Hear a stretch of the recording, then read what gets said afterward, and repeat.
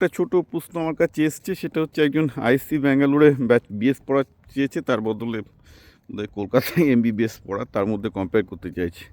এখন এই যখন চয়েসটা ডাক্তারি বনাম ইঞ্জিনিয়ারিংয়ে আসে, আপনি না ওইভাবে করতে পারবেন না যে কোথায় আপনার ছেলে বেশি টাকা কামাবে। এটা হচ্ছে আপনার ছেলে যেটা ইচ্ছা।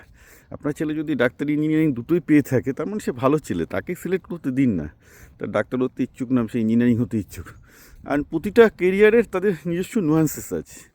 একটা জিনিস শুধু আমি ভালো করে বলবো, যে যদি কেউ ইঞ্জিনিয়ার হয়, তাকে এন্টারপ্রেনারশিপ মাইন্ড অর্থাৎ বিজনেস মাইন্ড রাখতেই হবে, অথবা পিওর রিসার্চ মাইন্ড রাখতে হবে। Engineering either you go into the pure research and do well, or আপনাকে একটা স্টেজে গিয়ে, যদি আপনি প্রফেশনাল লাইনে যান, সার্টেন স্টেজে গিয়ে আপনাকে এন্টারপ্রেনার হতেই হবে, সে ইঞ্জিনিয়ারিং এন্টারপ্রেনার হতে হবে। কারণ আমি সেটা আগের দিনই বলেছিলাম যে সাধারণত আপনার 40 বা 50 একটা ইঞ্জিনিয়ারের চাকরি থাকে না, কোনো কোম্পানি চায় না। সে আইদার যদি সে ম্যানেজমেন্টের টপে উঠতে পারে, সিওটিও বা বস হতে পারে, আলাদা ব্যাপার, কিন্তু সেটা তো 1%-এর বেশি হবে না।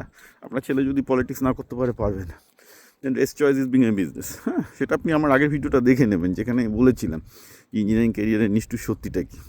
সুতরাং অধিকাংশ ছেলে পেলে, আমিও যখন ইঞ্জিনিয়ারিং ক্যারিয়ারে ঢুকেছি, আমি এসব কিছু জানতাম না, তো ক্রমে বুঝেছি যে কীভাবে এখানে সার্ভাইভ করতে হবে।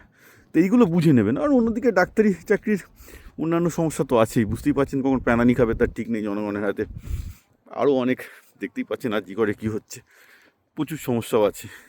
সো ন্যাচারালি কোনোটাই যে একদম খুব বিউটিফুল হবে এরকম নয়। সব ক্যারিয়ারে কিছু চ্যালেঞ্জ আছে, রিওয়ার্ড আছে। চ্যালেঞ্জ যেমন আছে, ভালো কিছু আছে, আপনাকে বুঝে নিতে হবে।